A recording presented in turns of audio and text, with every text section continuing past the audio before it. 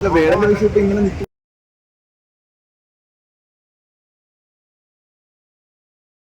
നമ്മൾ വേടനെ പോലുള്ളവരുടെ രാഷ്ട്രീയം അത് നമ്മൾ വേറെ ചർച്ച ചെയ്യേണ്ടതാണ്. സിനിമയ്ക്ക് ഈ ഒരു കറക്റ്റ് സമയത്ത് ഒരു കോയിൻസിഡൻസ് ആണ്.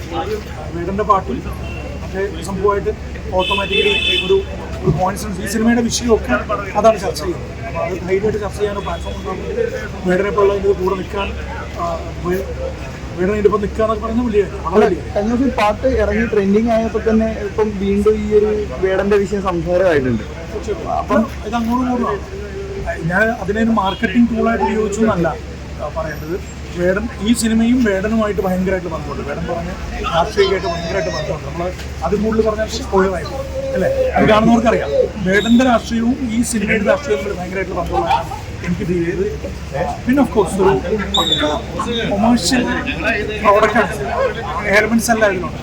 അല്ല, ജെക്സിയുടെ മ്യൂസിക്കിൽ തന്നെ വേടൻ കമ്പോസ് വരികൾ വരുമ്പോൾ പാടുന്നതിന് ഒരു കണ്ടിന്യൂസ് ആയിട്ട് ഹിറ്റ് ചെയ്തുകൊണ്ടിരിക്കുന്നത്. അതിൻ്റെ ഒരു എക്സൈറ്റ്മെന്റ് ഉണ്ട്. വളരെ ഡിഫറെൻ്റ് ആയിട്ടാണ് ജെക്സ് ഒറിജിനൽ ട്രാക്കുകളാണ് മാക്സിമം യൂസ് ചെയ്തിട്ടുള്ളത്.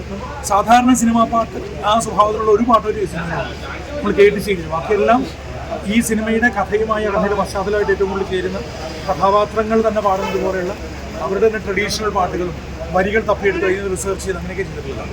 അതൊക്കെയാണ് ഒരു എഫേർട്ട്. ആ എഫേർട്ട് ചുറ്റും പലപ്പോഴും നമ്മളെടുക്കുന്ന പണിയുണ്ടല്ലോ. ഒരു സിനിമയുടെ പിന്നാലെ നമ്മളെടുക്കുന്ന പണി പലപ്പോഴും സിനിമ കാണുന്ന പ്രേക്ഷകർക്ക് ഒരു പക്ഷേ കമ്മ്യൂണിക്കേറ്റ് ചെയ്യപ്പെടാൻ വളരെ ബുദ്ധിമുട്ടാണ്. വളരെ പണിയുണ്ട്. പക്ഷേ ഇതിൽ ആ തരത്തിൽ എടുത്തിട്ടുള്ള ജോലിയെല്ലാം വളരെ നന്നായിട്ട് വർക്കായി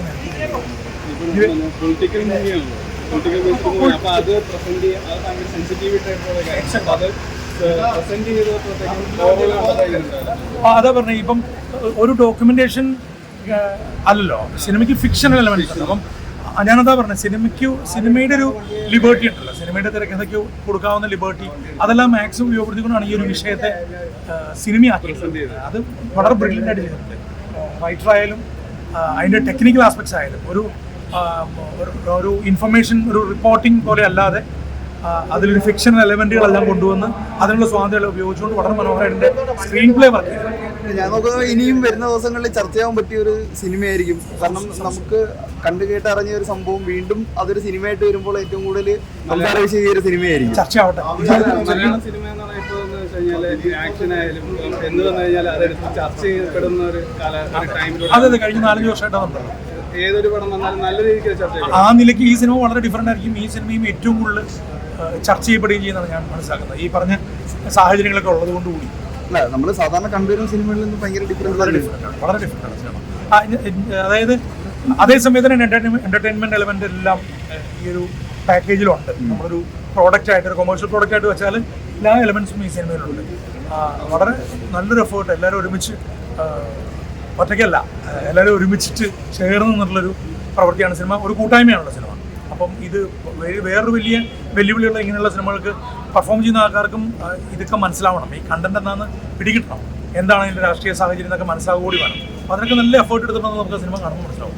ചേരൻ സാറിനെ പോലുള്ള ആൾക്ക് വന്ന് ഈ സിനിമ ചെയ്യാന്ന് പറയുന്നത് അവർക്ക് അതിൻ്റെ രാഷ്ട്രീയം മനസ്സിലായതുകൊണ്ടാണ്. ആ നിലയ്ക്ക് ഇനിയും ഇതുപോലത്തെ സിനിമകൾ ഉണ്ടാവട്ടെ. പ്യുവർ എന്റർടൈൻമെന്റ് എന്നുള്ളത് മാറിയിട്ട് ഇന്നത്തെ കണ്ടന്റ് കൂടി ആഘോഷിക്കപ്പെടുന്നു. ഓക്കെ.